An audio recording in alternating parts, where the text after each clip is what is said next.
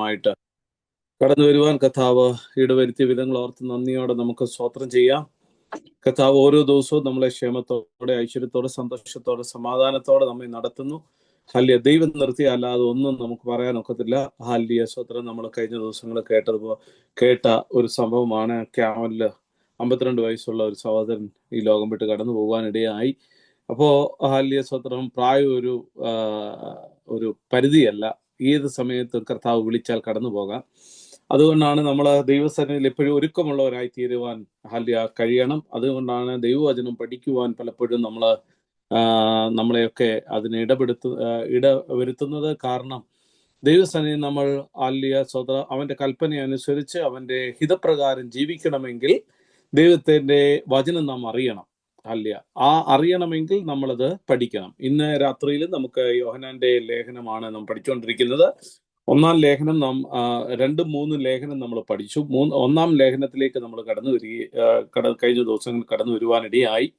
ഒന്നാം ലേഖനം AD 90 ആണ് എഴുതിയത്. 62-ാമത്തെ പുസ്തകം 5 അധ്യായം 105 വാക്യങ്ങൾ. 62-ാമത്തെ പുസ്തകം 5 അധ്യായം 105 വാക്യങ്ങളുള്ള ഒരു ലേഖനം, ഒരു ചെറിയ ലേഖനമാണ് യോഹന്നാന്റെ ലേഖനം. നമുക്കറിയാം, യോഹന്നാനെ ഞാൻ ഇത് റിപ്പീറ്റ് ചെയ്ത് പറയുന്നത് അത് നമുക്ക് ഹൃദ്യസ്ഥമാക്കുവാനിടയാകും. യോഹന്നാന് 5 ബുക്കുകളാണ് എഴുതിയിരിക്കുന്നത്. ഒരു സുവിശേഷം, സ്വത്രം 3 ലേഖനങ്ങള്, ഒരു സ്വത്രം വെളിപ്പാട്, റെവലേഷൻ, ഒരു ചരിത്രം, അതായത് സുവിശേഷം ചരിത്രമാണ്. യേശുക്രിസ്തുവിന്റെ ചരിത്രത്തെ കുറിച്ചാണ് നമുക്ക് കാണുവാൻ കഴിയുന്നത്. അതുകൊണ്ട് 3 ലേഖനങ്ങള് നമ്മൾ കാണുന്നത് ഉപദേശമാണ്. എങ്ങനെ നാം ആയിരിക്കണം ഈ ലോകത്ത്, ആ ഉപദേശത്തെക്കുറിച്ച് നമ്മൾ പഠിപ്പിക്കുമ്പോൾ റെവലേഷൻ അത് ഒരു പ്രവചന പുസ്തകമാണ്. വരുവാനുള്ള ഒരു കാര്യത്തെക്കുറിച്ച് യേശുക്രിസ്തുവിന്റെ സ്വത്രം യേശുക്രിസ്തു യോഹന്നാനിൽ കൂടെ എഴുതിപ്പിച്ച ഒരു ലേഖനമാണ്, ഇല്ലെങ്കിൽ പ്രവചനമാണ് വെളിപ്പാട് പുസ്തകം. അപ്പോൾ 5 ഒരു സുവിശേഷം, ഒരു ലേഖനം, 3 ലേഖനങ്ങള്, ഒരു റെവലേഷൻ. ഇപ്പോൾ 5 പുസ്തകങ്ങൾ യോഹന്നാനിൽ എഴുതപ്പെട്ടു. AD 90 എഫെസോസിൽ വെച്ച് താന് എല്ലായിടത്തുമുള്ള വിശ്വാസികൾക്ക്, ഇതിന്റെ പ്രാരംഭം നാം വായിക്കുമ്പോൾ അവിടെ ആർക്കാണ് എഴുതിയിരിക്കുന്നതെന്ന് നമുക്കറിയാം. എല്ലാവർക്കും ഉള്ള ഒരു ലേഖനമാണ് എന്ന് നമുക്ക് കാണുവാൻ. AD 90 എഫെസോസിൽ വെച്ച്, എഫെസോസ് എന്ന പട്ടണം തുർക്കിയിൽ ഇപ്പോൾ ആയിരിക്കുന്ന ഒരു പട്ടണമാണ്. ആ പട്ടണത്തിൽ വെച്ച് ആണ് താന് ഈ യോഹന്നാന്റെ ലേഖനം ഒന്നാമത്തെ ലേഖനം എഴുതിയിരിക്കുന്നത്. എന്തിനാണ് യോഹന്നാന്റെ ലേഖനം എഴുതിയിരിക്കുന്നതെന്ന് ഞാൻ കഴിഞ്ഞ ദിവസം പറഞ്ഞു. നമ്മുടെ സന്തോഷം പൂർണ്ണമാകുവാൻ നിങ്ങൾക്ക് ഞാൻ ഇത് എഴുതിയിരിക്കുന്നു. 1-4 വാക്യം പറയുന്നു, നമ്മുടെ സന്തോഷം പൂർണ്ണമാകുവാൻ ഞങ്ങൾ ഇത് നിങ്ങൾക്ക് വേണ്ടിയിരിക്കുന്നു. പിന്നെ 2-1 പറയുന്നു, കുഞ്ഞുങ്ങളെ, നിങ്ങൾ പാപം ചെയ്യാതിരിപ്പാൻ. ഇപ്പൊ പാപം ചെയ്യാതിരിപ്പാൻ ഇത് യോഹന്നാൻ എഴുതിയിരിക്കുന്നു. അപ്പോൾ അതിനു മുമ്പുള്ള വാക്യങ്ങളൊക്കെ നമ്മൾ വായിക്കുമ്പോൾ, ഇല്ലെങ്കിൽ ആ അധ്യായങ്ങൾ നമ്മൾ വായിക്കുമ്പോൾ പാപം ചെയ്യാതിരിക്കുവാൻ നാം എന്ത് ചെയ്യണം എന്നുള്ളതിനെ കുറിച്ച് പറയുന്നുണ്ട്. അതാണ്, കുഞ്ഞുങ്ങളെ, നിങ്ങൾ പാപം ചെയ്യാതിരിപ്പാൻ ഇത് ഞാൻ നിങ്ങൾക്ക് വേണ്ടിയിരിക്കുന്നു. പ്രിയമുള്ളവരെ, ഒരു പുതിയ കൽപ്പനയല്ല. 2-7 പറയുന്നു, ആദ്യം മുതൽ നിങ്ങൾ കേട്ടിട്ടുള്ള ആ പഴയ കൽപ്പന അത്രയേ നിങ്ങൾക്ക് എഴുതുന്നത്. പഴയ കൽപ്പന നിങ്ങൾ കേട്ട വചനമാണ് എന്ന് നമുക്ക് ഇവിടെ കാണുവാൻ കഴിയുന്നു. അപ്പോ ഇത് എന്തിനാണ് ഇതിന്റെ ലക്ഷ്യം? ഇത് എഴുതുവാനുള്ള ലക്ഷ്യം എന്ന് പറയുന്നത് ക്രിസ്ത്യാനികളെ വിശ്വാസത്തിൽ ഉറപ്പിക്കുക എന്നുള്ളതാണ് ഇതിന്റെ ഉദ്ദേശം. അതായത് ക്രിസ്ത്യാനികളെ വിശ്വാസത്തിൽ ഉറപ്പിക്കുക, ദുരുപദേശങ്ങളെ ഖണ്ഡിക്കുക. AD 90 ആയപ്പോഴേക്കും സഭയിലേക്ക് ദുരുപദേശങ്ങൾ, ഇല്ലെങ്കിൽ തത്വചിന്തകൾ, അന്നത്തെ കാലത്ത് ഒരുപാട് തത്വചിന്തകൾ ക്രിസ്തീയ ഉപദേശത്തിൽ സ്വാധീനം ചെലുത്തുവാൻ തുടങ്ങി. നോക്കി, ഒരുപാട് തത്വചിന്ത. അത് ഞാൻ പറഞ്ഞു, ജ്ഞാനവാദം, ഡോസ്റ്റിക്, നോസ്റ്റിക് എന്നുള്ള സെറന്തിസ് എന്ന് പറയുന്ന ഒരു ഗ്രൂപ്പ്, ഇവരൊക്കെ ക്രിസ്തു കേവലം ഒരു മായ കാഴ്ചയാണ്, ഒരു ഇമാജിനേഷൻ ആണ് എന്ന് പറഞ്ഞപ്പോൾ അല്ല എന്ന് സമർത്ഥിച്ചുകൊണ്ട് എഴുതുന്നത്. എന്തുകൊണ്ടാണ് സമർത്ഥിക്കുവാൻ, സാക്ഷീകരിക്കുവാൻ കഴിയുന്നത്? എന്തുകൊണ്ടാണ് യേശുക്രിസ്തു അതല്ല ഇതാണെന്ന് വ്യക്തമായിട്ട് പറയാൻ യോഗ്യതയുള്ളത്? യോഹന്നാനെ പോലുള്ളവരാ. കാരണം യോഹന്നാൻ യേശുക്രിസ്തുവിന്റെ ശിഷ്യനാണ്. അന്ത്യത്തോളം തൻ്റെ സ്വത്രം അവസാനം തൻ്റെ ക്രൂശീകരണ ആ ക്രൂശിന്റെ ചുവട്ടിൽ പോലും യോഹന്നാൻ ഉണ്ടായത്. ബാക്കിയുള്ളവർ ആരും ഇല്ലാതിരുന്നപ്പോൾ ആ യോഹന്നാൻ ഉണ്ടായിരുന്നു. അതുകൊണ്ട് യോഹന്നാൻ വ്യക്തമായിട്ട് എഴുതുകയാണ്, ഇതൊരു മായാക്കാഴ്ചയല്ല, ഇതൊരു ഇല്ലെങ്കിൽ യേശുക്രിസ്തു ജഡത്തിൽ വന്നവനല്ല എന്ന് പഠിപ്പിക്കുന്ന നോസ്റ്റിക്കുകളുടെ ചിന്താഗതികളല്ല. മനുഷ്യ അവതാരം എടുത്ത് സ്തോത്രം അവൻ ഈ ലോകത്തിലേക്ക് കടന്നു വന്നു എന്ന് പറഞ്ഞ് തെളിയിക്കുവാൻ വേണ്ടിയും കൂടെയാണ് ദൈവത്തെ അല്ലെങ്കിൽ യേശു ക്രിസ്തുവിനെ കുറിച്ചുള്ള ആ ഒരു വ്യക്തിത്വത്തെ കുറിച്ച് അവിടെ നമുക്ക് കാണുവാൻ കഴിയുന്നു. തന്റെ ദൈവത്വത്തെക്കുറിച്ചും തന്റെ വ്യക്തിത്വത്തെക്കുറിച്ചും സ്തോത്രം യോഹന്നാൻ ദൈവപുത്രൻ, അവൻ ദൈവപുത്രനാ. നോക്കിക്കോണേ, 4 സുവിശേഷങ്ങൾ നമുക്ക് കാണുവാൻ, മത്തായി, മർക്കോസ്, ലൂക്കോസ്, യോഹന്നാൻ. അതിനകത്ത് മത്തായിയും യോഹന്നാനും നമുക്കറിയാം അത് കർത്താവിന്റെ ശിഷ്യന്മാരായിരുന്നു. മത്തായി ലേവി എന്ന് പറയുന്ന ടാക്സ് കളക്ടർ യേശു ക്രിസ്തുവിനെ മഹാനായ രാജാവ്, യഹൂദന്മാരുടെ രാജാവ് എന്ന്, ഇല്ലെങ്കിൽ യേശു ക്രിസ്തുവിനെ യഹൂദന്മാരുടെ രാജാവായി അവതരിപ്പിക്കുക എന്നുള്ളതായിരുന്നു തന്റെ കർത്തവ്യം. അതാണ് മത്തായി ചെയ്ത, ഇല്ലെങ്കിൽ തൻ്റെ ശിഷ്യനായിരിക്കുന്ന മത്തായി ചെയ്ത കർത്തവ്യം.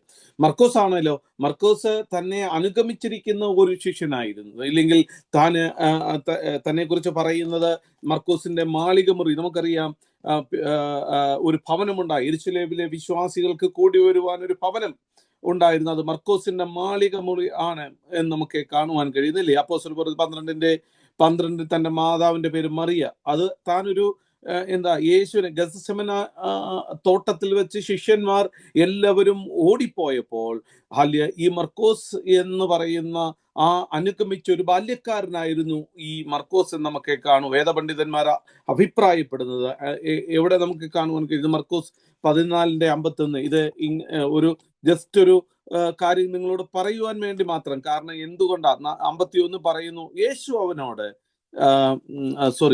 മർക്കോസ് 14:51, ഒരു യൗവനക്കാരൻ ശരീരത്തിൽ ഒരു പുതപ്പ് മാത്രം പുതച്ചും കൊണ്ട് അവനെ അനുഗമിച്ചിരുന്നു, അവർ അവനെ പിടിച്ചു എന്ന് നമുക്ക് കാണുവാൻ കഴിയുന്നു. ഇപ്പോ 14:51 യോഹന്നാന് ഇല്ലെങ്കിൽ യോഹന്നാനെ കുറിച്ച് കാണുവാൻ കഴിയുന്നു. പെസക ഒരുക്കിയിരിക്കുന്ന ഈ യോഹന്നാന്റെ മാളികയിലാണെന്ന് പറയുന്നു. 14:15 നമുക്ക് കാണുവാൻ കഴിയുന്നു. അപ്പോ ഈ യോഹന്നാൻ യോഹന്നാൻ എന്ന് മറുപേരുള്ള, ഇല്ലെങ്കിൽ ഈ മർക്കോസ് തൻ്റെ ഒരു ശിഷ്യൻ, ബാല്യക്കാരനായിരുന്ന താന് ഗത്സമനാസോട്ടത്തിൽ എല്ലാവരും ഉപേക്ഷിച്ചപ്പോൾ താന് തൻ്റെ പുറകാലെ പോയി എന്ന് നമുക്ക് കാണുവാൻ കഴിയുന്നു. അപ്പോ ഈ യേശുവിനെ കുറിച്ച് എഴുതുവാൻ കഴിയുന്ന ആൾക്കാരായിരുന്നു ആരാ? ഈ പറയപ്പെട്ട, ഇല്ലെങ്കിൽ സന്തത സഹചാരിയായിരുന്ന 3.5 വർഷക്കാലം കൂടെ ഉണ്ടായിരുന്ന മത്തായിയും അതുപോലെ തന്നെ മർക്കോസ് എന്നു പേരുള്ള മർക്കോസ്. രണ്ടാമത് നമുക്ക് കാണുവാൻ കഴിയുന്നത് ലൂക്കോസ് പൗലൂസിന്റെ സ്നേഹിതനായിരുന്നു എന്ന് നമുക്ക് കാണുവാൻ, ഒരു ഫിസിഷ്യൻ ആയിരുന്നു. ഇവർക്കൊക്കെ ഈ 4 സുവിശേഷം എഴുതുവാനുള്ള ഒരു ഇതെന്ന് പറയുന്നു, മഹാനായ രാജാവിനെ വെളിപ്പെടുത്തുവാൻ മത്തായി യേശുവിനെ യഹൂദന്മാരുടെ രാജാവായി അവതരിപ്പിക്കുക എന്നുള്ളതായിരുന്നു തന്റെ കർത്തവ്യം. മർക്കോസ് ആണെങ്കിൽ യേശുവിനെ കുറിച്ച് പറയുന്നത് വിശ്വസ്തനായ ദാസൻ. 10:45 പറയുന്നു, യേശു എന്തിനാ കടന്നു വന്നത്? യേശു കടന്നു വന്നത് 10:45 45 മനുഷ്യപുത്രൻ ശുശ്രൂഷ ചെയ്യുവാനല്ല, ശുശ്രൂഷിക്കുവാനും അനേകർക്ക് വേണ്ടി തൻ്റെ ജീവനെ മറുവിലയായി കൊടുപ്പാനും അത്രേ വന്നത്. യേശു വിശ്വസ്തനായ ഒരു ദാസൻ, ശുശ്രൂഷ ചെയ്യുന്ന ഒരു ദാസൻ ഇല്ലെങ്കിൽ എന്ന് നമുക്ക് കാണുവാൻ കഴിയുന്നു. ലൂക്കോസ് ഒരു മാതൃകാ പുരുഷനെയാണ് ലൂക്കോസ് എഴുതി കാണിക്കുന്നത്. യോഹന്നാനാണെങ്കിൽ അതിന്റെ ലേഖനത്തിൽ നമുക്ക് കാണുവാൻ കഴിയുന്നു ദൈവത്തിന്റെ പുത്രൻ. അതുകൊണ്ടാണ് ദൈവത്വത്തെ കുറിച്ചും ഇല്ലെങ്കിൽ യേശു ക്രിസ്തുവിന്റെ ദൈവത്വത്തെ കുറിച്ച് എഴുതുന്ന ഒരു ബുക്കാണ് സുവിശേഷം യോഹന്നാൻ എഴുതുന്നു. എന്നാൽ ലേഖനത്തിലേക്ക് നാം കടന്നു വരുമ്പോൾ നമുക്കറിയാം, ലേഖനത്തിൽ 1-ാം അധ്യായം, അതുകൊണ്ടാണ് ഇങ്ങനെയുള്ള ആൾക്കാർ, ഈ നോസ്റ്റിക്വാദികളും ഡോസ്റ്റിക്വാദികളും ജ്ഞാനവാദികളും ഒക്കെ കടന്നു വന്ന് സ്വത്രം ദൈവജനത്തെ ഇല്ലെങ്കിൽ ദൈവജനത്തെ സഭയിൽ കലക്കമുണ്ടാക്കി അവർക്ക് ദുരുപദേശം കടന്നു വന്നവരോട് പറയുകയാണ്, അല്ല, ഞങ്ങൾ യേശുവിനെ കണ്ടതാ. അല്ലേ? ഒന്നാമത്തെ വാക്യം നമുക്ക് വായിക്കുമ്പോൾ അവിടെ കാണുവാൻ കഴിയുന്നത് എന്താണ്? അവിടെ പറയുന്നു, ആദ്യം മുതലുള്ളതും. ഇത് ഇപ്പോൾ തുടങ്ങിയതല്ല, ആദ്യം മുതലുള്ളതും ഞങ്ങൾ കേട്ടതും ഞങ്ങൾ കണ്ടതും കണ്ണുകൊണ്ട് കണ്ടതും ഞങ്ങൾ നോക്കിയതും ഞങ്ങൾ തൊട്ടതും ആയ ജീവന്റെ വചനം സംബന്ധിച്ച് ഞാൻ നിങ്ങൾക്ക് എഴുതുന്നു. ഇതൊരു മായ കാഴ്ചയല്ല ദൈവമക്കളെ. യേശുക്രിസ്തുവിന്റെ മനുഷ്യ, ഇല്ലെങ്കിൽ നമുക്കറിയാം പത്രോസും യാക്കോബും യോഹന്നാനും കൂടി മറുരൂപമലയിൽ വെച്ച് തൻ്റെ അവരുടെ രൂപാന്തരം, യേശുവിന്റെ രൂപാന്തരത്തെ കാണുവാനിടയായി. നമുക്കറിയാം, അവന്റെ മുഖം സൂര്യനെ പോലെ ശോഭിച്ചു, അവന്റെ വസ്ത്രം വെളിച്ചം പോലെ വെള്ളയായി തീർന്നു എന്നൊക്കെ നമുക്ക് അവിടെ വായിക്കുവാൻ കഴിയുന്നു. അങ്ങനെയുള്ള യോഹന്നാൻ പറയുകയാണ്, യേശു ദൈവപുത്രനായി ക്രിസ്തു എന്ന് സ്ഥാപിക്കുവാനാണ് ഈ ലേഖനം എഴുതിയത്. മനസ്സിലായോ? യേശു ദൈവപുത്രൻ എന്ന്, ഇല്ലെങ്കിൽ അവിടെ പറയുന്നു യേശു ദൈവപുത്രനായി ക്രിസ്തു എന്ന് സ്ഥാപിക്കുവാൻ ഇവിടെ എഴുതിയെന്ന് നമുക്ക് കാണുവാൻ കഴിയുന്നു. ഒരു വിശ്വാസിയുടെ, ഇല്ലെങ്കിൽ അവിടെ പറയുകയാണ് ഒരു കുഞ്ഞുങ്ങളും. അതുകൊണ്ടാണ് അവിടെ പലപ്പോഴും പറയുന്നത്, കുഞ്ഞുങ്ങളെ നിങ്ങൾ എൻ്റെ കുഞ്ഞുങ്ങളെ എന്നൊക്കെ പറഞ്ഞ് തൻ്റെ ഒരു പിതാവ് തൻ്റെ മക്കളോട് പറയുന്ന പോലെ ആണ് ഈ ലേഖനം എഴുതിയിരിക്കുന്നത്. എൻ്റെ കുഞ്ഞുങ്ങളെ നിങ്ങൾ മനസ്സിലാക്കണം, നിങ്ങൾ അറിയണം. അല്ലേ? ഹാല്യ സ്വത്രം സ്വത്രം. ഇന്ന് രാത്രി നാം അറിഞ്ഞിരിക്കണം. ഹാല്യ സ്വത്രം ദൈവമക്കളെ. യേശു ഹാല്യ സ്വത്രം അവിടെ പറയുന്നു, ആദ്യം മുതലുള്ളതും ഞങ്ങൾ കണ്ടതും സ്വന്തം കണ്ണുകൊണ്ട് കണ്ടതും ഞങ്ങൾ നോക്കിയതും അത് ജീവൻ പ്രത്യക്ഷനായി ഞങ്ങൾ അത് കണ്ടു, അതിന് സാക്ഷ്യം വഹിക്കുന്നു. ഞങ്ങൾക്ക് അത് സാക്ഷ്യം വഹിക്കുവാൻ ഒക്കും. അല്ലാതെ ഹാല്യ സ്വത്രം മറ്റുള്ളവർ പറയുന്നത് പോലെ അല്ല എന്ന് അവിടെ കാണുവാൻ പറയും. ഒരു സന്ദേശം അവിടെ നമുക്ക് കാണുവാൻ. യോഹന്നാന്റെ സുവിശേഷം യേശുക്രിസ്തുവിന്റെ ദൈവത്വത്തെക്കുറിച്ച്, അവന്റെ ദൈവത്വത്തെക്കുറിച്ച് അവിടെ പറയുമ്പോൾ തൻ്റെ ലേഖനത്തിൽ ക്രിസ്തു, ഇല്ലെങ്കിൽ മനുഷ്യത്വത്തെക്കുറിച്ച് അവിടെ ഉറപ്പിച്ച് പറയുന്നതായിട്ട് നമുക്ക് കാണുവാൻ കഴിയുന്നു. അതുകൊണ്ടാണ് ഒന്നാം ലേഖനം എഴുതുന്നത്. ഞങ്ങൾ കേട്ടിട്ടുള്ളത്, ഞങ്ങൾ കണ്ടിട്ടുള്ളത് നിങ്ങളോട് അറിയിക്കുവാനാണ് ഹാല്യ സ്വത്രം ഇവിടെ ഹാല്യ കാണുവാൻ കഴിയുന്നത്. ദൈവമക്കളെ, ഞങ്ങൾ ഹാല്യ കാണാത്തത് സാക്ഷീകരിക്കുവാനൊക്കത്തില്ല, കണ്ടതാണ് സാക്ഷീകരിക്കുവാനുള്ളത്. ജീവനുള്ളവനായി വെളിപ്പെട്ട ആ ക്രിസ്തുവിനെ ഹാല്യ സ്വത്രം മറ്റുള്ളവർക്ക് മനസ്സിലാക്കി കൊടുക്കുവാനാണ് യോഹന്നാൻ ഇത് എഴുതിയെന്ന് നമുക്ക് കാണുവാൻ കഴിയുന്നു. അല്ലേ? അങ്ങനെയാണ് നമ്മൾ അത് പഠിക്കുവാനിടയായത്. എന്നിട്ട് നമ്മൾ താഴോട്ട് വരും പറയുന്നു, ദൈവം വെളിച്ചമാകുന്നു. നോക്കിക്കോണേ, ദൈവം വെളിച്ചമാകുന്നു, അവനിൽ ഇരുട്ട് ഒന്നും ഇല്ല എന്ന് ഞങ്ങൾ അവനോട് കേട്ട് നിങ്ങളോട് അറിയിക്കുന്നു. നോക്കിക്കോണേ, ദൈവം വെളിച്ചമാകുന്നു. അതുകൊണ്ട് ദൈവം വെളിച്ചമായിരിക്കുന്നിടത്തോളം കാലം നാമും എന്ത് ചെയ്തു? വെളിച്ചത്തിൽ നടക്കണം. നമുക്കൊരു കൂട്ടായ്മയുള്ളത് അവനുമായിട്ടുള്ളൊരു കൂട്ടായ്മയാണ്. അല്ലാതെ അവിടെ ആ കാര്യം പറയുന്ന ഒരു സന്ദേശമാണ്. എന്തോ സന്ദേശം? ദൈവം വെളിച്ചമാകുന്നു. അതിൻ്റെ ഒരു മുന്നറിയിപ്പ് പറയുന്നുണ്ട്. 5-ാമത്തെ വാക്യം പറയുകയാണ്, അതൊരു മുന്നറിയിപ്പാണ്. അവനോട് കൂട്ടായ്മയുണ്ട്. 6-ാമത്തെ പറയുന്നു, അവനോട് കൂട്ടായ്മ ഉണ്ടായി എന്ന് പറയുകയും ഇരുട്ടിൽ നടക്കുകയും ചെയ്താൽ നാം വ്യാജം പറയുന്നു. അവനോട് ദൈവം വെളിച്ചമായിരിക്കുന്നിടത്തോളം കാലം അവനിൽ ഇരുട്ടിൽ ഒട്ടുമില്ല. അവനോട് കേട്ട് നിങ്ങളോട് അറിയിക്കുന്ന ഒരു ദൂത്, അവനിൽ കൂട്ടായ്മയുണ്ട് എന്ന് പറയുന്നവൻ എന്ത് ചെയ്യണം? ഹാല്യ സ്വത്രം. അവന് കൂട്ടായ്മയുണ്ട് എന്ന് പറയുന്നവൻ അതിൽ ആ വെളിച്ചത്തിൽ നടക്കണം എന്നാണ് അവിടെ പറയുവാനിടയായത്. അപ്പോ ഹാല്യ ദൈവം വെളിച്ചമാകും. ദൈവമക്കളെ, മനുഷ്യരുടെ വെളിച്ചമായ ക്രിസ്തു ഈ ലോകത്തിലേക്ക് അവതരിക്കുവാനിടയായി. നിങ്ങൾ നോക്കിയേ, ഒരുപാട് ഇടത്ത് നമുക്കറിയാം കർത്താവ് യേശുക്രിസ്തു എന്തിനാ ജനിച്ചത്? മത്തായി സുവിശേഷം 4-ാം അധ്യായം 16-ാം വാക്യം, ഇരുട്ടിലുള്ളവർക്ക് വെളിച്ചം പകരുവാൻ യേശുക്രിസ്തു ഈ ലോകത്തിലേക്ക് കടന്നു വന്നു. ലൂക്കോസിന്റെ സുവിശേഷം 1-ാം അധ്യായം 78-79 വാക്യങ്ങൾ അത് നമുക്കൊന്ന് വായിക്കാം. മത്തായി സുവിശേഷം എന്താണ് കർത്താവിനെ കുറിച്ച് പറയുന്നത്? മത്തായി 4-16 നമ്മൾ വായിക്കുന്നത്, 4-16 പറയുന്നു, യേശു സ്നാനം 4-16 ഒന്ന് വായിച്ചേ. 4-16 അവിടെ ഇങ്ങനെ ഇരുട്ടിൽ ജീവിക്കുന്ന ജനം വലിയൊരു വെളിച്ചം കണ്ടു. മരണത്തിന്റെ ദേശത്തിലും നിഴലിലും ഇരിക്കുന്നവർക്ക് പ്രകാശം ഉദിച്ചു. എന്തിനാ? ഇരുട്ടിലിരിക്കുന്ന ദൈവജനം ഒരു വെളിച്ചം വെളിച്ചം കണ്ടു. അപ്പോ വെളിച്ചമായിട്ട് അവൻ അവതരിപ്പിച്ചു. ഇവിടെ നോക്കിയേ, ഹല്ലേലൂയ, ദൈവം വെളിച്ചമാകുന്നു, അവനിൽ ഇരുട്ട് ഒട്ടുമില്ല. 4:16 പറയുകയാണ് അവൻ അതുപോലെ തന്നെ ലൂക്കോസിന്റെ സുവിശേഷം 1:78-79 വാക്യങ്ങളിലും ഇത് തന്നെ നമുക്ക് കാണുവാൻ കഴിയുന്നു. 78-79 വാക്യങ്ങളൊന്ന് വായിച്ചേ. ലൂക്കോസ് സുവിശേഷം 78-79 വാക്യങ്ങൾ. ഇരുളിലും മരണനിഴലിലും ഇരിക്കുന്നവർക്ക് പ്രകാശിച്ചു, നമ്മുടെ കാലുകളെ സമാധാന മാർഗത്തിൽ നടത്തേണ്ടതിന് ആ വെളിച്ചം പകരുവാൻ ലോകത്തിൽ ആര് ജനിച്ചു? യേശു ക്രിസ്തു ജനിച്ചു. അപ്പോ അവൻ ദൈവം വെളിച്ചമാകുന്നു. ആ വെളിച്ചത്തിൽ വസിക്കുവാൻ, ഇല്ലെങ്കിൽ വെളിച്ചത്തിൽ വസിക്കുന്നവർ ഇരുട്ടിൽ സഞ്ചരിക്കാതെ വെളിച്ചത്തിൽ നടക്കേണ്ടതിന് ആണ് ഈ ലോകത്തിലേക്ക് അവൻ അവതരിച്ചു എന്ന് നമുക്ക് വ്യക്തമായിട്ട് അവിടെ കാണുവാൻ കഴിയുന്നു. അപ്പോ ദൈവമക്കളെ, സ്നേഹത്തിന്റെ അപ്പോസ്തലനായ യോഹന്നാൻ എഴുതുകയാണ്, ദൈവം വെളിച്ചമാകുന്നു, അവന് ഇരുട്ടിലൊന്നും ഇല്ല. വെളിച്ചത്തിൽ ഇരിക്കുന്നത് പോലെ നാം വെളിച്ചത്തിൽ നടക്കുന്നുവെങ്കിൽ നമുക്ക് തമ്മിൽ കൂട്ടായ്മയുണ്ട്.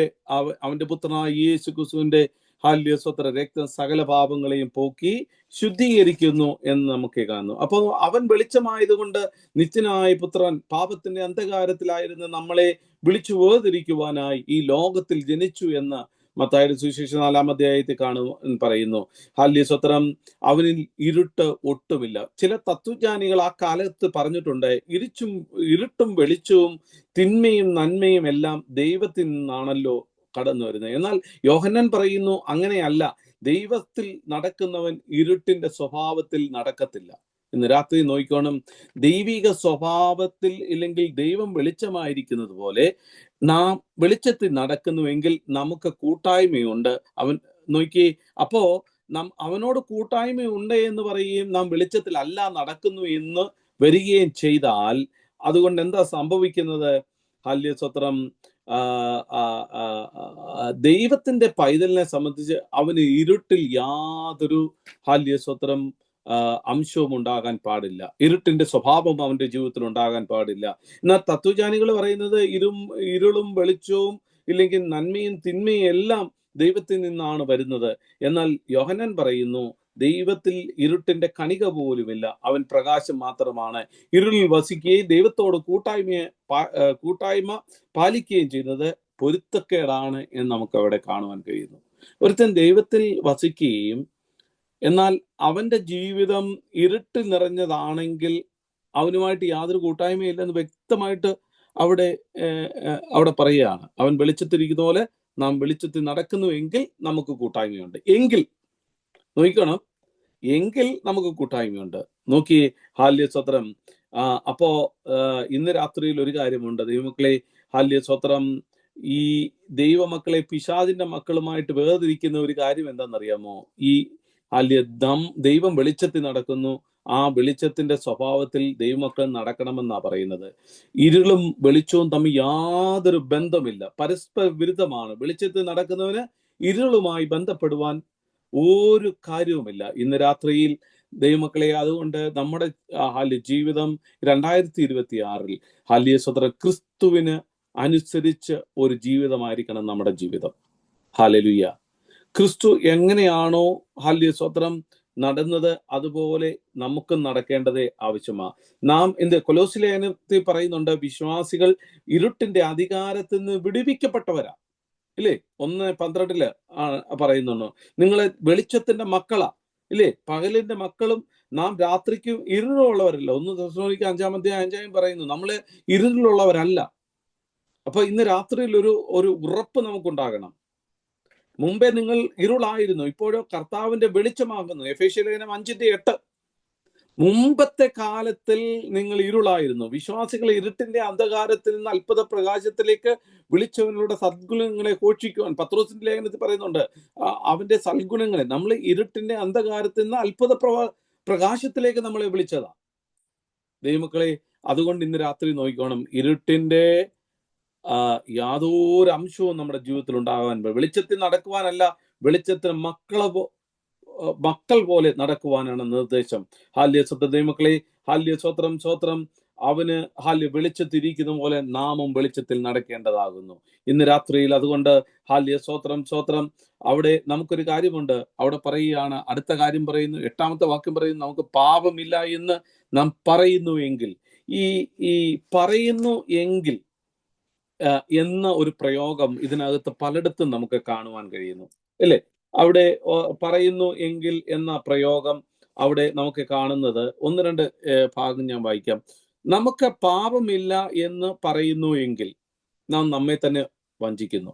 നോക്കിയേ, നമുക്ക് പാപമില്ല എന്ന് പറയുന്നു എങ്കിൽ നാം നമ്മെ തന്നെ വഞ്ചിക്കുന്നു. അടുത്തത്, നാം പാപം ചെയ്തിട്ടില്ല എന്ന് പറയുന്നു എങ്കിൽ, 10ാമത്തെ വാക്യം നോക്കിയേ, അവിടുത്തെ 6ാമത്തെ വാക്യം അവിടെ പറയുകയാണ്, അവനോട് കൂട്ടായ്മ ഉണ്ട് എന്ന് പറയുകയും അവനോട് നടക്കുകയും ചെയ്തു എങ്കിൽ, നടക്കാതിരിക്കുകയും ചെയ്താലെങ്കിൽ, അവിടെ നമ്മൾ അങ്ങനെ പറയുകയാണെങ്കിൽ തീർച്ചയായിട്ടും ഈ പറയുന്നു എങ്കിൽ എന്ന ഒരു പ്രയോഗം ഇതിനകത്ത് പലയിടത്തും കാണുവാനൊക്കും. 8ാമത്തെ വാക്യം നമ്മൾ വായിച്ചു, 10ാമത്തെ വാക്യം വായിച്ചു. ഇനിയും 2-4 വാക്യം പറയുക, അവനെ അറിഞ്ഞിരിക്കുന്നു എന്ന് പറയുകയും അവന്റെ കൽപ്പനകൾ പ്രമാണിക്കാതിരിക്കുകയും ചെയ്യുന്നു എങ്കിൽ അവൻ നുണയനാ. സ്തോത്രം. അവനെ അറിഞ്ഞിരിക്കുക എന്ന് പറയുകയും അവന്റെ കൽപ്പന പ്രമാണിക്കാതിരിക്കുകയും ചെയ്തു എങ്കിൽ അവന് സ്തോത്രം നുണയനെന്നാ പറയുന്നത്. അവൻ വിശ്വസിക്കുന്നു. അടുത്ത 8ാമത്തെ അതിന്റെ 2-4 6ാമത്തെ വാക്യം പറയുകയാണ്, അവനിൽ വസിക്കുന്നു എന്ന് പറയുകയും അവൻ നടക്കുന്നത് പോലെ നടക്കാതിരിക്കുന്നു എങ്കിൽ. നോക്കിയേ, അതിന്റെ 9ാമത്തെ വാക്യം, വെളിച്ചത്തിൽ ഇരിക്കുന്നു എന്ന് പറയുകയും സഹോദരനെ വെറുക്കുകയും ചെയ്യുന്നവൻ ഇന്നും ഇരുട്ടിൽ നിൽക്കുന്നു. നോക്കിയേ, വെളിച്ചത്തിൽ ഇരിക്കുന്നു എന്ന് പറയുകയും ചെയ്യും, എന്നാൽ ഇരുട്ടിലാ സഞ്ചരിക്കുന്നത്. അവനെ സഹോദരനെ വെറുക്കുകയും ചെയ്യുന്നവൻ ഇന്നും ഇരുട്ടില്ല. ഇനിയും നമുക്ക് കാണുവാൻ കഴിയുന്നു. അതിന്റെ 4-20 വാക്യം ഇത് തന്നെയാ പറയുന്നത്, അല്ലേ? എന്തോ അവിടെ പറയുന്നു, നിങ്ങൾ 4-20 വാക്യം, അവിടെ ഹൃദയം നിങ്ങളെ കുറ്റം വിധിക്കുന്നു എങ്കിൽ ദൈവം നമ്മുടെ ഹൃദയത്തെക്കാൾ വലിയവനും എല്ലാം അറിയുന്നവനുമാകുന്നു. അപ്പോ അവിടെ നമുക്ക് കാണുന്ന ഒരു കാര്യമാണ്, ദൈവമക്കളെ, സ്നേഹത്തിൽ വസിക്കുന്നു. അതിന്റെ 16ാമത്തെ വാക്യം, അതിന്റെ 20ാമത്തെ വാക്യം, 4-20 വാക്യം അവിടെ പറയുന്നു, ആരെങ്കിലും ദൈവത്തെ സ്നേഹിക്കുന്നു എന്ന് പറയുകയും തന്റെ സഹോദരനെ വെറുക്കുകയും ചെയ്യുന്നു എങ്കിൽ,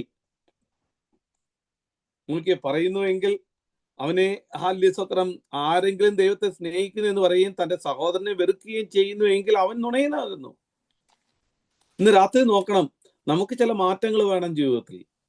സഹോദരനെ സ്നേഹിക്കാത്തവൻ, ഇവിടെ പൗലോസ് പറയുകയാണ്, ഈ കൽപ്പന പ്രമാണിക്കുന്നു എന്ന് പറയുകയും എന്നാൽ ജീവിതത്തിൽ അതിൽ പ്രാവർത്തികമാക്കുകയും ചെയ്യുന്നില്ല എങ്കിൽ ദൈവമക്കളെ, നമ്മൾ ദൈവത്തിന്റെ മക്കളല്ല.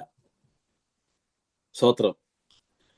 നമുക്ക് ഒരു പ്രൂവ് ചെയ്യാൻ എങ്ങനെയാ കഴിയുന്നത്? അത് പ്രൂവ് ചെയ്യാൻ കഴിയുന്നത് നമ്മളെക്കുറിച്ചുള്ള ആ ഒരു സാക്ഷ്യമാണ്, നമ്മൾ ആരാണെന്ന് പ്രൂവ് ചെയ്യുന്നത്. ഇന്ന് രാത്രി നോക്കണം ദൈവമക്കളെ, സഹോദരം, ഈ ലേഖനം നാം പഠിക്കുമ്പോൾ നമുക്കൊരു കാര്യമുണ്ട്. അവനെ അറിഞ്ഞിരിക്കുന്നു എന്ന് നമ്മൾ പറയുന്നുവെങ്കിലും അവന്റെ കൽപ്പനകളെ പ്രമാണിക്കുന്നില്ല എങ്കിൽ നമ്മളിൽ ഒരു സത്യവുമില്ല എന്ന് നമുക്ക് കാണുവാൻ കഴിയുന്നു. വെളിച്ചത്തിൽ ഇരിക്കുകയും ചെയ്യുക എന്ന് പറയുകയാണ്, ഞാൻ വെളിച്ചത്തിലാണ് നടക്കുന്നത്, ഞാൻ ഇല്ലെങ്കിൽ ദൈവത്തിന്റെ സ്വഭാവത്തിനനുസരിച്ചാണ് നടക്കുന്നത്, വെളിച്ചത്തിലാണ് ഞാൻ ഇരിക്കുന്നത്, ഞാൻ ക്രിസ്തീയ വിശ്വാസിയാണ്, പക്ഷെ സഹോദരനെ വെറുക്കുകയാണ്. ഒരു സഹോദരനെ കണ്ടാൽ മിണ്ടത്തില്ല. സ്തോത്രം. സഹോദരനുമായിട്ട് യാതൊരു ഐക്യതയുമില്ല. ദൈവസഭയിൽ ഇല്ലെങ്കിൽ ദൈവമക്കളെ, യേശുക്രിസ്തുവിന്റെ രക്തം കൊണ്ട് വീണ്ടെടുക്കപ്പെട്ട ദൈവമക്കളാണ് യഥാർത്ഥ സഹോദരന്മാർ. ആ സഹോദരനുമായിട്ടൊരു ബന്ധമില്ല എങ്കിൽ നാം ഇരുട്ടിലാ സഞ്ചരിക്കുന്നത്. ഇന്ന് രാത്രിയിൽ ദൈവമക്കളെ, അതുകൊണ്ട് ഈ ലേഖനത്തിൽ നാം പറയുന്ന സ്വത്രം കാര്യമുണ്ട്. നമ്മൾ വെളിച്ചവും ഇരുളും തമ്മിൽ യാതൊരു സ്വത്രം കൂട്ടായ്മയുമില്ല. അതുകൊണ്ട് ഇന്ന് രാത്രിയിൽ സ്വത്രം അവിടെ പറയുകയാണ്, നാം സ്വയം പറയുക, നമുക്ക് പാപമില്ല എന്ന് പറയുന്നുവെങ്കിൽ നിങ്ങൾ നമ്മളെ തന്നെ വഞ്ചിക്കുന്നു എന്ന് നാം പറയുന്നു. ഒന്ന്, നാം സ്വയം വഞ്ചിക്കുന്നു. 2, സത്യം നമ്മുടെ ഇല്ലാതായിപ്പോയി, അല്ലേ? അവിടെ പറയുകയാണ് സ്വത്രം, നാം പാപം ഇല്ല എന്ന് പറയുന്നുവെങ്കിൽ നമ്മെ തന്നെ വഞ്ചിക്കുന്നു. 2, നമുക്ക് പാപം ഇല്ല എന്ന് പറയുമെങ്കിൽ നമ്മൾ സ്വത്രം നമ്മളെ തന്നെ സത്യം ഇല്ലാതായി എന്ന് പറയുന്നു. 3 നാം ഭോഷ്ക് പറയുന്നു. 4 അതിന്റെ 6ാമത്തെ വാക്യം 4 സത്യം പ്രവർത്തിക്കുന്നില്ല, അല്ലേ? അല്ല, അവൻ അസത്യവാദിയാകുന്നു, അവന്റെ വചനം നമ്മൾ ഒട്ടുമില്ല. 10ാമത്തെ വാക്യം പറയുകയാണ്, അവന്റെ വചനം നമ്മൾ ഒട്ടുമില്ലാതായി എന്ന് നമുക്ക് കാണുവാൻ കഴിയുന്നു. ഇന്ന് രാത്രി ദൈവത്തിന്റെ മക്കളെ, അല്ലെ, നമ്മുടെ പാപങ്ങളെ ഏറ്റുപറയുന്നുവെങ്കിൽ നമ്മളോട് സകല പാപങ്ങളും ക്ഷമിച്ച് നമ്മെ പൊറുക്കുവാൻ കഴിവുള്ള ഒരു കർത്താവാണ് അല്ലെ സ്വത്രം നമുക്കുള്ളത്. അതുകൊണ്ട് അല്ലെ സ്വത്രം നാം എപ്പോഴും പാപ സ്വഭാവത്തിൽ നടക്കണമെന്നല്ല. യോഹന്നാൻ ഇത് എഴുതുന്നത് എന്തിനാ? നമ്മൾ പാപ സ്വഭാവത്തിൽ നടക്കാതിരിക്കുവാനാണ് യോഹന്നാൻ ഇത് എഴുതുന്നത്.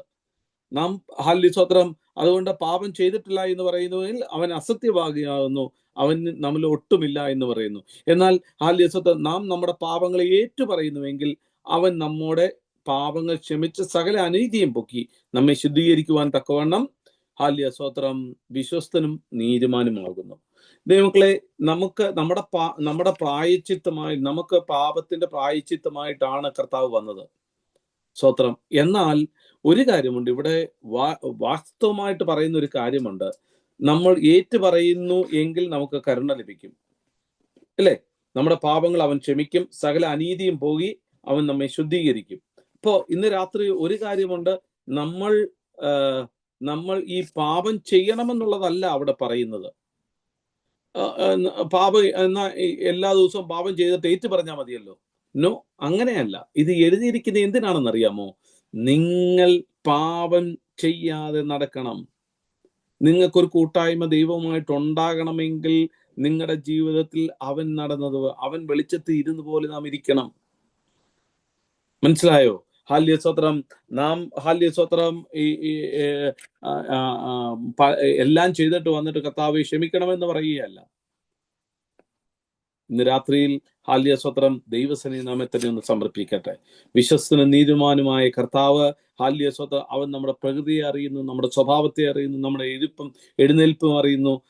സ്വത്ര അവന്റെ മുമ്പിൽ നഗ്നതും മലർന്നുമായി കിടക്കുമ്പോൾ നമ്മുടെ ജീവിതം എങ്ങനെയായിരിക്കുന്നു സ്വത്ര എന്ന് നാം ഒന്ന് ചിന്തിക്കേണ്ടത് ആവശ്യമാണ്. സ്വത്രം ദൈവമക്കളെ, അതുകൊണ്ട് സ്വത്രം നാം വളരെ സൂക്ഷ്മതയോടെ വേണം സ്വത്രം എന്താ ക്രിസ്തുവിനെ സ്വത്രം ക്രിസ്തുവിന്റെ മുമ്പാകെ നടക്കേണ്ടത്. സ്വത്രം. എന്നിട്ട് 2ാം അധ്യായത്തിലേക്ക് കടന്നു വരുമ്പോൾ സ്വത്രം നമ്മൾ പറയുകയാണ്, ക്രിസ്തുവിന്റെ മധ്യസ്ഥതയെക്കുറിച്ച് അവിടെ നമുക്ക് കാണുവാൻ കഴിയുന്നു. ക്രിസ്തു, എന്റെ കുഞ്ഞുങ്ങളെ, നിങ്ങൾ പാപം ചെയ്യാതിരിക്കുവാൻ ഞാൻ നിങ്ങൾക്ക് എഴുതുന്നു. ഇത് ഞാൻ എഴുതിയത് വേറെ ഒന്നുമല്ല, നിങ്ങൾ പാപം ചെയ്യാതിരിക്കുക. ഈ ലേഖനത്തിൽ ഒരിക്കലും പാപം വിട്ടൊഴിഞ്ഞ് ഈ ലോകത്ത് നമുക്ക് ജീവിക്കുവാൻ ഒക്കുവോ?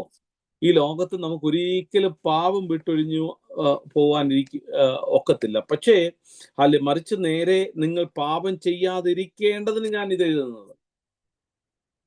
സ്വത്രം. ഈ ലോകത്തിലാവുമ്പോൾ അനേക പാപത്തിന്റെ സ്വഭാവം നമ്മളെ ഗ്രസിക്കുന്ന അനേക സംഭവങ്ങളുണ്ട്. എന്നാൽ ഈ ലോകത്ത് നാം ആയിരിക്കുമ്പോൾ നിങ്ങൾ പാപം ചെയ്യാതിരിക്കേണ്ടതിന് ഞാൻ എഴുതിയിരിക്കുന്നു. പാപം ചെയ്യുന്നത് ക്രിസ്ത്യാനിയുടെ സ്വഭാവമായിരിക്കുകയും പാപക്ഷമ നിഷ്പ്രയാസം ലഭിക്കുകയും ചെയ്യുന്നുവെങ്കിൽ കൃപ പെരുകേണ്ടതിന് പാപം ചെയ്തുകൊണ്ടിരിക്കുകയോ ഇല്ലയോ? റോമലേഖനം 6:1 വായിച്ച്. റോമലേഖനം 6:1 വാക്യം പറയുന്നു,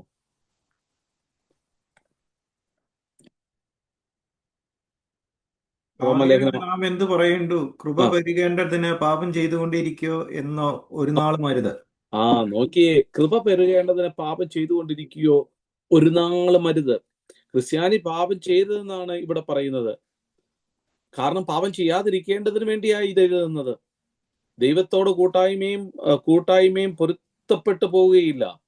ദൈവമക്കളെ, പാപവും ദൈവവുമായിട്ടുള്ള കൂട്ടായ്മ നമുക്ക് പൊരുത്തപ്പെട്ടു പോവുകയില്ല. പാപത്തെ തടയുകയാണ്, പാപത്തിന് മാപ്പ് കൊടുക്കുകയല്ല ഈ ഗ്രന്ഥകാരന്റെ ഉദ്ദേശം. യോഹന്നാന്റെ ഉദ്ദേശം പാപത്തിന് മാപ്പ് കൊടുക്കുകയല്ല.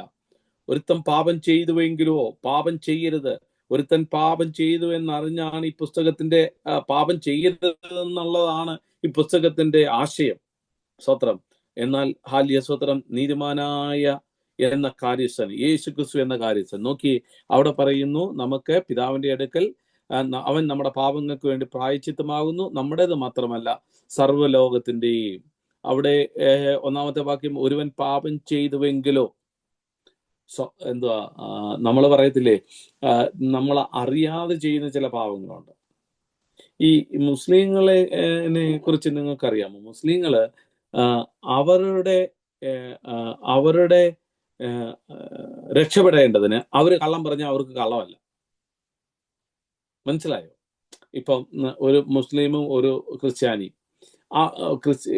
അവര് കള്ളം പറഞ്ഞ് അവര് രക്ഷപ്പെടണമെങ്കിൽ അവർക്ക് പ്രശ്നമല്ല, അതൊരു പാപമല്ല അവരെ സംബന്ധിച്ച്. പക്ഷെ നമ്മളെ സംബന്ധിച്ച് അങ്ങനല്ല. പാപം പാപമാ. ചെറിയ പാപമായാലും വലിയ പാപമായാലും പാപം പാപമാ. അതുകൊണ്ട് നീതിമാനായ കാര്യസ്ഥൻ നമ്മുടെ പിതാവിന്റെ അടുക്കലുണ്ട്, അതുകൊണ്ട് മധ്യസ്ഥനായിട്ടുണ്ട്. അതുകൊണ്ട് നമ്മൾ എന്ത് ചെയ്യും? എപ്പോഴും ഒരുത്തൻ പാപം ചെയ്യുമ്പോൾ വിശ്വാസിക്ക് ക്രിസ്തുവുമായിട്ടുള്ള ബന്ധം വിച്ഛേദിക്കുക.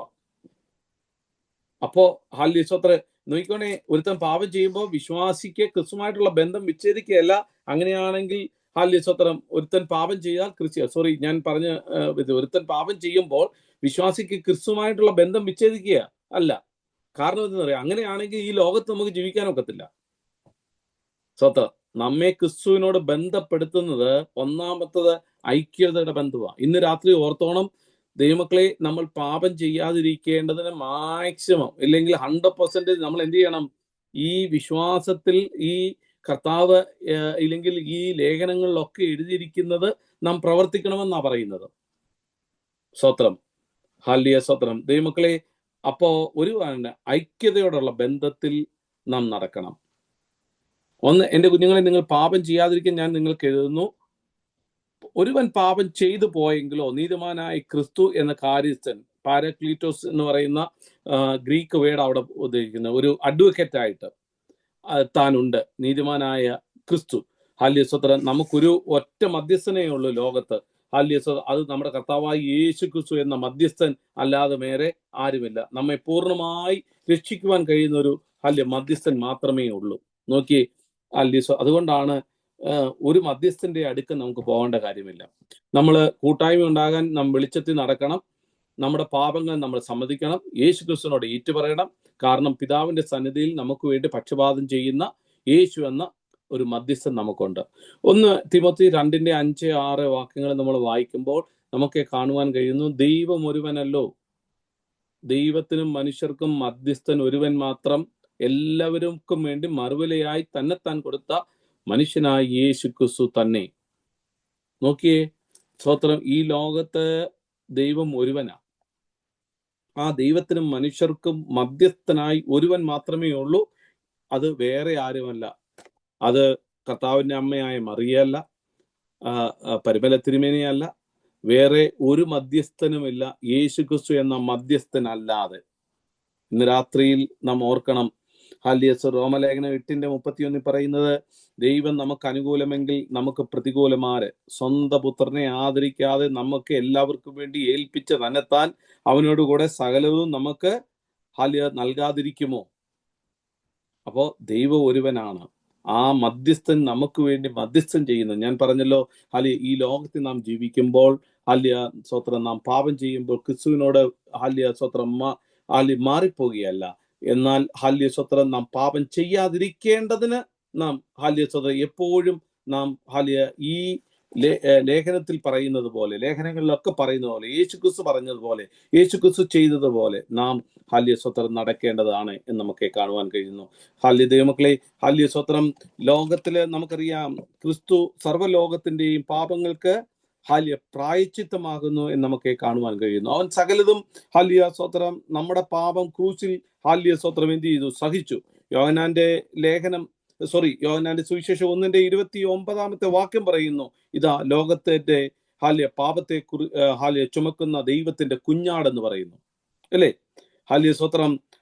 റോമാലേഖനം 3:25 പറയുന്നു, വിശ്വസിക്കുന്നവർക്ക് അവർ തന്റെ രക്തം മൂലം പ്രായശ്ചിത്തം വരുത്തുവാൻ ദൈവം അവന് പരസ്യമായി നിർത്തിയിരിക്കുന്നു എന്ന് നമുക്ക് കാണുവാൻ കഴിയുന്നു. എബ്രായ ലേഖനം 2:7 അതുകൊണ്ട് ജഡത്തിന്റെ പാപത്തെ കഴിയുന്ന സ്വത്രം എന്ന് പറയുന്ന ആ ഒരു കാര്യവും അവിടെ കാണുവാൻ കഴിയുന്നു. ഇവിടെ ഒക്കെ നമ്മൾ കാണുന്നത് ക്രിസ്തു സർവ്വലോകത്തിന്റെയും പാപങ്ങൾക്ക് പ്രായശ്ചിത്തമാകുന്നു എന്ന് നമുക്ക് കാണുവാൻ. അതുകൊണ്ട് ദൈവമക്കളെ, യേശു ക്രിസ്തുവിൽ വിശ്വസിക്കുന്നവർക്ക് ഒരു ശിക്ഷാവിധിയുമില്ല. സ്തോത്രം. അപ്പോ ദൈവത്തിന്റെ മക്കൾ ദൈവത്തിന്റെ വചനം അനുസരിച്ച്, മൂന്നാമത്തെ വാക്യം പറയുകയാണ്, അവന്റെ കൽപ്പനകൾ പ്രമാണിക്കുന്നുവെങ്കിൽ അവനെ അറിഞ്ഞിരിക്കുന്നു, അതിനാൽ തെളിയുന്നു. അവനെ അറിഞ്ഞിരിക്കുന്നു എന്ന് പറയുകയും അവന്റെ കൽപ്പന പ്രമാണിക്കാതിരിക്കുകയും ചെയ്യുന്നവൻ നുണയനാകുന്നു, അവന് സത്യമില്ല. ആരെങ്കിലും അവന്റെ വചനം പ്രമാണിക്കുന്നു എങ്കിൽ അവന്റെ ദൈവസ്നേഹം വാസ്തവമായി അവൻ തികഞ്ഞിരിക്കുന്നു. നാം അവനിൽ വസിക്കുന്നു എന്ന് ഇതിനാൽ നമുക്കറിയാം. അവനിൽ വസിക്കുന്നു എന്ന് പറയുന്നവൻ അവൻ നടക്കുന്നത് പോലെ നടക്കേണ്ടതാകുന്നു. ഹല്ലേലൂയ, സ്തോത്രം. ഇന്ന് രാത്രി ദൈവമക്കളെ, ദൈവത്തെക്കുറിച്ചുള്ള ഒരറിവ്, ഹല്ലേലൂയ, സ്തോത്രം. ദുരുപദേശകന്മാർ പറയുന്നത് ദൈവത്തെ അറിയുന്നുണ്ട്, ദൈവം അറിയുന്നു എന്ന് പറയുന്നുവെങ്കിലും സ്വന്തം ഇഷ്ടപ്രകാരം ജീവിക്കുന്നത് പോലെയല്ല. സ്തോത്രം. അവര് സത്യമില്ല എന്ന് മാത്രമല്ല, സ്വന്തമായിട്ട് അവരെ വഞ്ചിക്കുക എന്നുള്ള ആശയം ദൈവത്തിൽ സജീവമായ ബന്ധം പുലർത്തി നാം ഫലം കായ്ക്കേണ്ട അനുഭവമാണ്. ഇന്ന് രാത്രിയിൽ ഒരു കാര്യമുണ്ട്, നാം ദൈവത്തിൽ നിന്ന് വസിക്കുന്നു എന്ന് പറയുന്നവൻ അവൻ നടക്കുന്നത് പോലെ നടക്കേണ്ടതാവുന്നു. നാം എന്ത് ചെയ്തു? ഹല്ലേലൂയ, സ്തോത്രം. വസിക്കുക എന്നുള്ള ആശയം ദൈവത്തിൽ സജീവമായൊരു ബന്ധം പുതുക്കി ഫലം പുറപ്പെടുവിക്കണം. ദൈവമായിട്ട് കൂട്ടായ്മയുണ്ട്, പക്ഷെ ഫലമില്ലെങ്കിൽ പിന്നെ യാതൊരു പ്രയോജനമില്ല എന്ന് നമുക്ക് കാണുവാൻ. ഞാൻ സാക്ഷാൽ മുന്തിരി, അല്ലേ, സ്തോത്രം. യോഹന്നാൻ 15:1 നമ്മൾ പറയുന്നു, ഞാൻ സാക്ഷാൽ മുന്തിരിവള്ളിയും എൻ്റെ പിതാവ് തോട്ടക്കാരനുമാകുന്നു, എന്നിൽ കായ്ക്കാത്ത കൊമ്പൊക്കെയും ഞാൻ ഹല്ലേലൂയ, സ്തോത്രം, തീയിലിട്ട് ചുട്ടുകളയുമെന്ന് നമുക്ക് അറിയുന്നു. ദൈവമക്കളെ, അപ്പോ ഹല്ലേലൂയ, സ്തോത്രം, അവനിൽ വസിക്കുക എന്ന് പറയുകയും അവന്റെ ഫലം കായ്ക്കാതിരിക്കുകയും ചെയ്യുന്നവൻ എന്താണ്? അവനെ വഞ്ചകൻ എന്നാണ് ഇവിടെ പറയുന്നത്. അതുകൊണ്ട് പുതിയൊരു കൽപ്പനയല്ല ദൈവമക്കളെ, ആദ്യം മുതൽ നിങ്ങൾ കേട്ട പഴയ കൽപ്പന അത്രേ, ആ കൽപ്പന നിങ്ങൾ കേട്ട വചനം തന്നെ. ഹല്ലേലൂയ, സ്തോത്രം.